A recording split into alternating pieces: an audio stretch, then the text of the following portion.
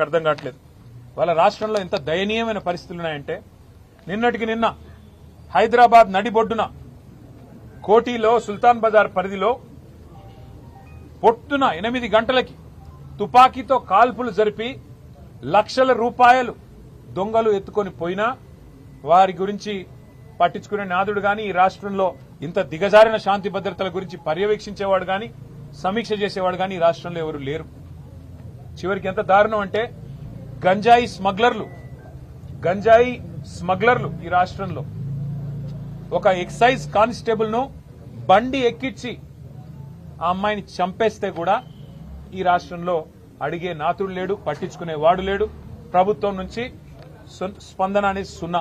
అంటే ఎంత దయనీయమైన పరిస్థితుల్లో ఈ రాష్ట్రంలో శాంతి భద్రతలు ఉన్నాయో దీన్ని బట్టే చెప్పొచ్చు.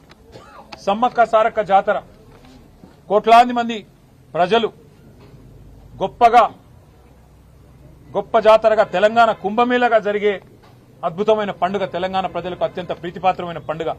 అలాంటి పండుగలో అధ్వాన్నమైన ఏర్పాట్లున్నాయని చెప్పి అక్కడ భక్తులు తిరగబడుతుంటే అక్కడ భక్తులు ఇవాళ చివరికి మంత్రుల అద్దాలు ధ్వంసం చేస్తుంటే, మంత్రుల కార్ల అద్దాలు ధ్వంసం చేస్తుంటే ఎంత అధ్వానంగా ఈ రాష్ట్రంలో ట్రాఫిక్ నిర్వహణ, శాంతి భద్రతల నిర్వహణ, కనీసం ప్రజల మనోభావాల్ని గౌరవిస్తూ తెలంగాణ కుంభమేళాలో కనీస ఏర్పాట్లు కూడా చేయలేకపోతే సమీక్షించేవాడు లేడు.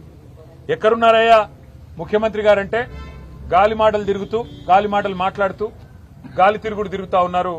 రాష్ట్రంలో మాత్రం లేరు.